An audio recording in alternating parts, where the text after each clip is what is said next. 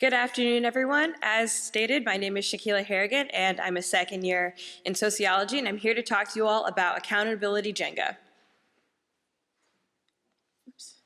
I'm sure that most of you all are familiar with the fun yet infuriating game of Jenga, in which you're trying to undo all of the blocks and try to keep the tower going. Well, Jenga comes from the Swahili word kujenga, which means to build. While that seems counterintuitive to the game, kujenga and the game of Jenga is actually a great metaphor for my research today. Imagine that this block represents one organization, one nonprofit that's trying to serve a number of stakeholders like donors, the people that they serve, and a number of other beneficiaries. As they're trying to make these demands, each block is being taken away, which could lead an organization to feeling spread thin and also somewhat unstable. However, in my research, I find that an organization can use 3 different strategies to use the process of building to make the organization stronger. So just a quick overview of my talk, just going to review my research question, my research site, the motivation for why this research is important, and my methods and data, and some of my key findings. So how does a nonprofit balance accountability to international development norms and also the local demands from their host government? By international development norms, I mean places like the UN, the Sustainable Development Goals, major donors, etc. For the host government, in my case, this means Kenya. I conduct my research at Save the Street Kids, a small nonprofit in rural Kenya that helps to get impoverished children enrolled in the formal education system. They have a mostly Kenyan staff with a US-based board and a Kenyan-based board. This NGO is one example of many within Kenya. Kenya is actually a great place to do this research because the United States Agency for International Development has invested over $577 million in over 260 development projects in Kenya in 2018. Kenya is also known as the gateway to East Africa and is a hub for many US development interests.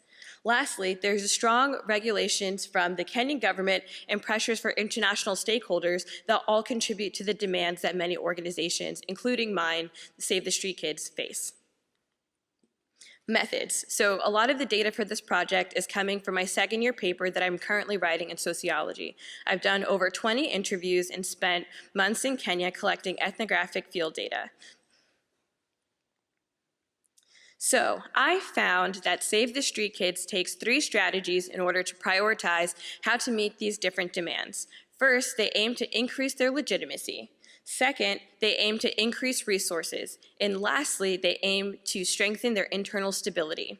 So they use all of these different demands as opportunities to actually make the organization stronger. We're now going to go through each one. Increasing legitimacy. So this means any opportunity that the organization can use to increase its visibility, build partnerships, and kind of showcase their work to a broader audience. For example, this is Martha. She's one of the Save the Street Kids board members. She says, I would like to see us closer with the Kenyan Ministry of Education. They've already done a lot. And one of the suggestions was for Save the Street Kids to become a center for examination. This hasn't happened, but I think if it did happen, it would open doors for many other opportunities. This relates to the theme of increasing legitimacy because being named an examination center means you're an official partner of the Kenyan Ministry of Education. It also means that they're going to establish themselves as a major partner for many parents and children in the area. Thousands of kids and parents will have to go to Save the Street Kids in order to take the national examinations. Increasing resources. By increasing resources, I mean that Save the Street Kids tries to prioritize any sort of opportunity or meet demands that will diversify their donors and increase the number of donations. It will increase their ability to get in-kind donations, such as food and clothes, and also build partnerships with organizations that can provide vital services for their beneficiaries. Patricia, another Kenyan board member, says, I think one thing I've learned at Save the Street Kids is that success is not getting a grant to do a program, it's making sure that there's enough market demand for after the grant continues.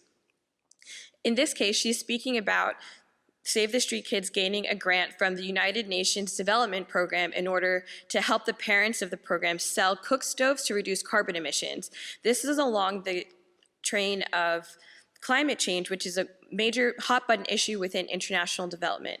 By getting a grant from the United Nations Development Program to pursue a project related to climate change, not only do they have a major partner, but it also opens up many doors for future funding from climate change related projects.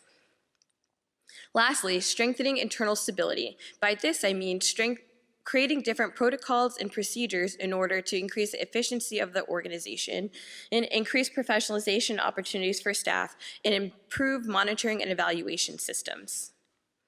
Henry, the Save the Street Kids accountant and HR officer, says, "The Thompson Family Foundation has done us good. Every time we say we need a staff retreat or team building or a workshop, they have always provided funding for that because we need to be exposed. We need to be benchmarking with other organizations that do similar work so that we can learn from them, we can borrow from them." By this, he means the Thompson Family Foundation, one of their major donors, takes the time to invest in them and invest in the organization's future.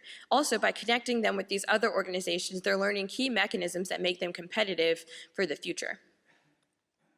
So again, Save the Street Kids uses 3 strategies in order to prioritize the demands that they receive from the host government, the Kenyan government, but also international stakeholders such as the UN and other family foundations. So they aim to find opportunities that will increase their legitimacy, increase their resources, and also strengthen their internal stability.